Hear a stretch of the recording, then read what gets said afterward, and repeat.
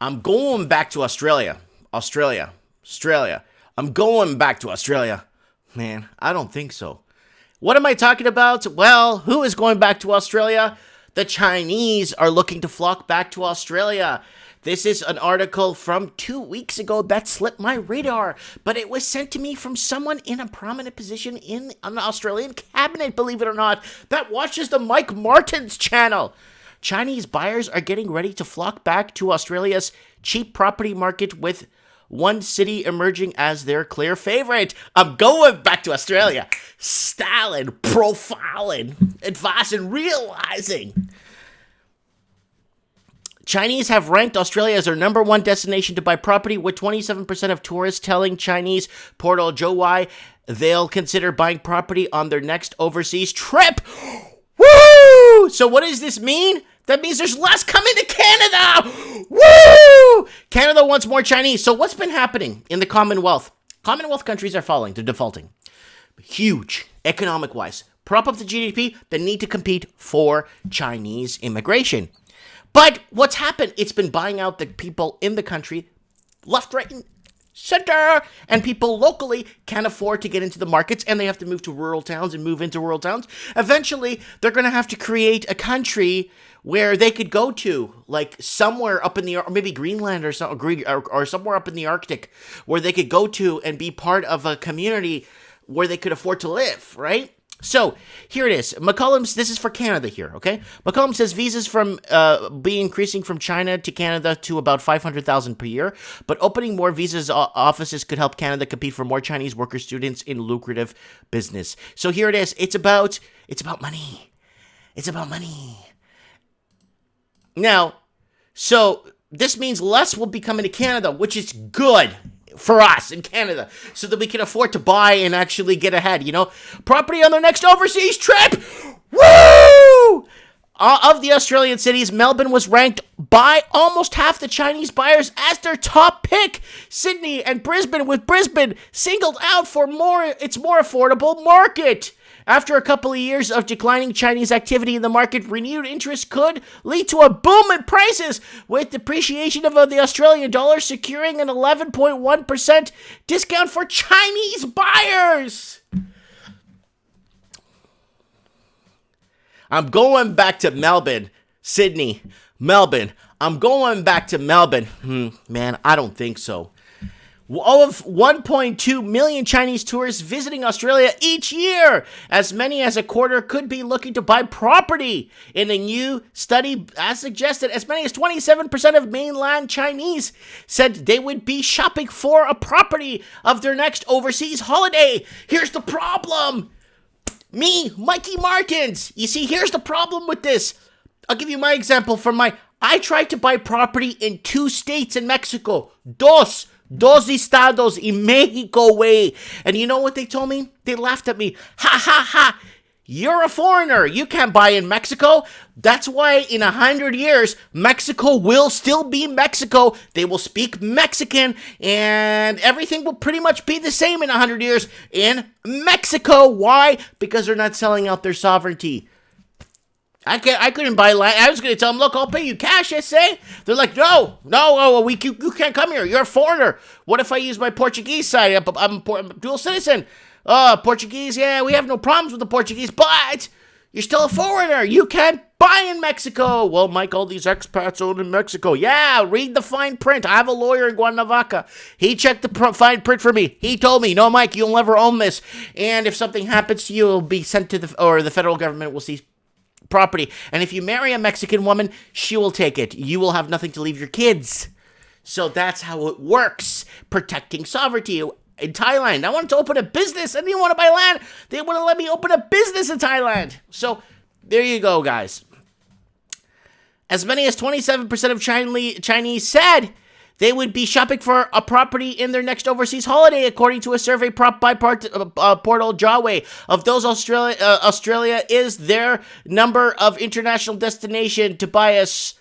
Rocketing inquiries set up possible a resurgence of foreign buyer activity.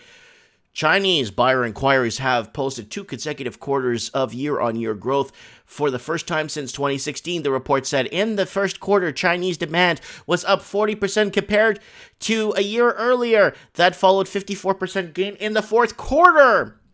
While those figures are imposing, bear in mind they are coming off a very low base as property prices fell in 2017. So did Chinese interest. Remember, capital outflows out of China got pretty much cut back.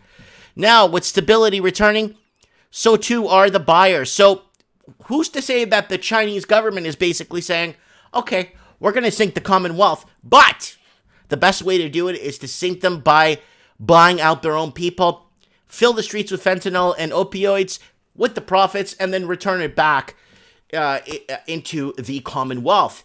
That is what's happening. So it's not just Australia, it's Canada. But this is good news for Canadians because less will be coming here. And this will allow the Canadians that have come over generations. I'm an immigrant. Mike Martin's immigrant right here. Immigrant. I'm a Portuguese. You know what I'm saying? They deported so many Portuguese. That's a topic for another time we'll get into. You know what I'm saying? Chinese buyers overwhelming Melbourne property over capital cities. Going back to Melbourne, styling, profiling, advising, realizing they're sizing me up. As they begin to consider return to Australian shores, however, one city is shining brighter than the rest. Melbourne is the most popular city for Chinese buying inquiries in Australia. Chinese buyers make 83% of more inquiries about acquiring Melbourne property than they do Sydney, survey noted. In fact, more than 4 in 10 buyers ranked Melbourne as their top Australian destination. What happens to the Australian proper? The Dutch, the German, the people that came from all over the world, South Africa, wherever they came from, to build the infrastructure. Do they not have a say in this? Do they not have a say how they can afford to raise their own kids?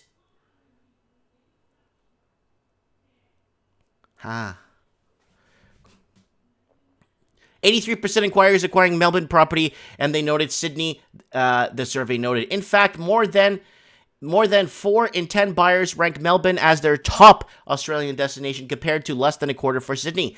Brisbane is also quickly climbing the ladder, claiming more than 10% of Chinese market. I got an idea. All Australian proper. This is an important message for the Australian proper. Everybody move to Hobart. That's the only way out. However, there's a number of smaller, further afield destinations that Chinese increasingly looking to buy.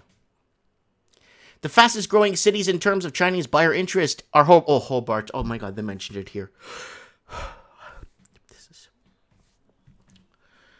Brisbane and Canberra, the report said. Of those, Hobart is convincingly leading the pack, experiencing 77% more inquiries than the year prior. A perfect storm is driving Chinese interest in Australian property. I kind of came up with the whole perfect storm thing on trends in the housing market. I've been talking about... It's kind of funny. I talk about Australian housing, telling people not to buy up to many years ago, like almost 8-9 years ago. There's a problem in the markets. Things don't look right. Don't buy at the top. I've been doing videos, and then boom, half of my videos get deleted, and then I don't get any plugs from anywhere. And then you have all these post-dictors, not predictors, post-dictors that come on after everything gets bad and say, oh, you got to do this, you got to do that. I'm like, oh, thank you, Captain Obvious. Where were you 4 or 5 years ago telling people that this is dangerous? Where were you? Well, your videos got deleted. Too bad. Anyways, the reasons for it are many, according to Jiawei, which points to China's relaxation of controls designed to keep money in their country as a major factor. The reduction of Chinese regime of capital controls provides the biggest opportunity by far to boost Chinese investment in Australia. I don't think Australia wants... Okay, I'm going to speak for the Australians, okay? They don't want Chinese investment in Australia. It doesn't work like they think it's going to work. It said, quoting May's survey, which found the majority of real estate pundits shared that sentiment. Of course, real estate pundits will share that sentiment because they're selling out their own people. They're selling them out. down the Louisiana River. They're selling them down the river. Other factors would significantly boost Chinese demand, reduction for foreign buyers, taxes, and in the various Australian states, and return of the Australian home market to a positive price growth. There's so many people bought out of the market right now. There's so many people, generational gaps that are not going to be in this market in the next generation and the one after. The Australian proper is doomed. If they can't lay roots, raise a family, and teach children proper Australian morals and tradition, the way of Australia is gone. It's finished. However, there's one big reason that buyers are back. Australian property is looking relatively cheap. While it sounds ridiculous, local buyers have been priced out of their major capital city markets for years. There you go. There you go. Right here. Right here. Do you want me to tell you in Portuguese? In Spanish? I could tell you in both languages.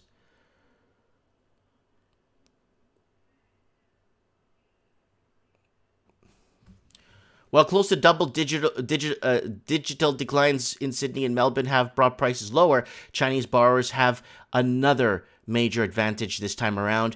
As the Australian dollar has fallen against the Chinese yuan, prices are 11% lower than they were in July of 2018. Bearing that in mind, Joey predicts Chinese will wait to make sure property prices continue to stay. Yeah, they don't want to take a loss on their Australian investment. Wow. Guys, I don't understand.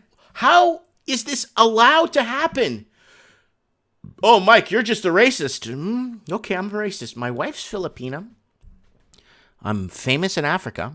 I'm probably more famous in Africa than any other Australian that ever existed in the history of mankind.